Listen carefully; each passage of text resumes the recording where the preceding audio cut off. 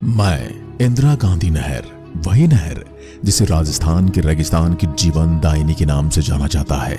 मैंने बंजर रेगिस्तान में हरियाली लाने का काम किया है। जहां एक समय तपती धूप में जाना कोई पसंद तक नहीं करता था, वहां चेहरों पर मुस्कान और खेतों में खुशहाली लाने का काम मैंने ही किया।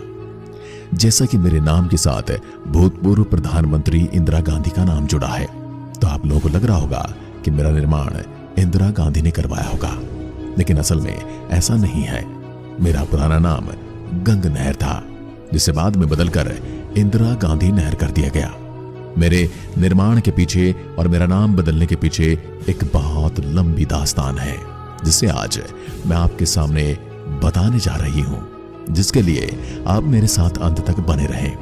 आपके सामने मैं कुछ ऐसी बातें उजागर करूंगी जो शायद आपने नहीं सुनी होंगी। मैं आपको इस कहानी के शुरू में लिए चलती हूं। थार का मरुस्थल ये दुनिया का 17वां सबसे गर्म मरुस्थल है। जब भारत और पाकिस्तान का बंटवारा हुआ तो ये मरुस्थल भी बंट गया। पाकिस्तान में सिंध और पंजाब को मिला इस मरुस्थल का एक छोटा सा हिस्सा, लेकिन भारत को इसका एक बहुत बड़ा हिस्सा मिला, और उसमें भी 90% मिला राजस्थान को। एक समय था जब यहाँ पानी खोजना भूसे में सुई खोजने के बराबर था, और गर्मी इतनी भयानक होती थी कि यहाँ से कोई भूल कर भी गुजरना नहीं चाहता था। यहाँ गर्म हवाओं के थपेड़े होठों पर पपड़ियां ला देती थी। यहाँ के लोगों ने गर्मी की हरमार और सितम को सहते हुए सैकड़ों साल बिताए थे, लेकिन छप्पनी अकाल ने तो तबाही मचाई।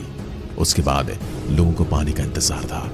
साल 1899 में पड़े सदी के सबसे भयानक अकाल, जिसे छप्पनी अकाल कहा जाता है, ने रियासत के राजाओं को पानी की समस्या पर सोचने को मजबूर कर दिया था। इस पर विचार कर रहे थे बीकानेर के महाराजा गंगा सिंह। उन्होंने कई लोगों से मशवरा किया और फिर नहर बनवाने की ठानी। जिस साल अकाल पड़ा था, उसी साल यानी 1899 में हिसार के टोहना में कंवर सेन का जन्म हुआ। कंवर सेन गुप्ता वो नाम है जिसे राजस्थान के कम लोग ही जानते हैं, लेकिन अगर कंवर सेन न होते तो न ही इंदिरा गांधी नहर होती, और शायद आप और हम भी पानी तलाशने की मशक्कत कर रहे होते, जितने की हमारे पुरखों ने की थी। वो कहते हैं ना, प्रकृति अपने साथ आसानी से खिलवाड़ नहीं करने देती, तो फिर मरुस्थल कैसे करने देता। 50 डिग्री से ऊपर का पारा, आंधी और तूफान, न मशीन और न टेक्निक और न ही इंजीनियर्स। इंजीनियर तो इस तरफ देखना तक नहीं चाहते थे, लेकिन उन कठिन हालातों में भी कंवर सेन ने महाराजा गंगा सिंह की राजधानी में नहर लाने का अपना सपना साकार किया।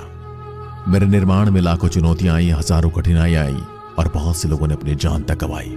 मेरे निर्माण में किसने किया खून पसीना एक, और कैसे मरुस्थल के सीने को चीर कर एक 600 किलोमीटर लंबी नहर का निर्माण हुआ।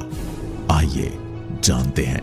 राजस्थान के सबसे चर्चित रियासतों में से एक थी बीकानेर रियासत, जहां बीकानेर के राजा गंगा सिंह ने साल 1888 में गद्दी संभाली थी। वे खुले विचारों वाले और दूरदर्शी थे। साल 1899 में पड़े छप्पनी अकाल सिर्फ जनता की आहें उन्होंने खुद सुनी थी, इसलिए चाहते थे कि पंजाब का सतलुज नदी का पानी लाकर नहर के जरिए जैसलमेर तक लाया जा सके, ताकि इस पूरे इलाके की पानी की समस्या खत्म हो सके। इसके लिए उन्होंने गंग नहर बनवाई। गंग नहर ने बीकानेर की सूखी पड़ी जमीन पर पानी तो लाया, लेकिन लोग नहीं थे। तो लोगों को बसाने के लिए उन्होंने घरों का निर्माण करवाया और जमीनें दी, जिसे आज आप गंगा नगर के नाम से जानते हैं, और लोग बहुत सारे पंजाब से भी बुलाए गए थे। गंग नहर ने मानो बीकानेर की दशा बदल दी थी। क्रांतिकारी प्रयास के कारण उन्हें आधुनिक भारत का भगीरथ भी कहा गया है।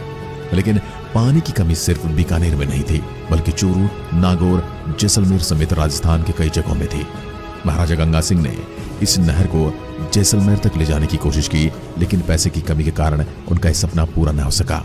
लेकिन राजस्थान के भाग्य में तब तक शायद नहर का निर्माण लिखा जा चुका था। इसलिए महाराजा गंगा सिंह के दरबार में नए चिप इंजीनियर बने कंवर सेन गुप्ता।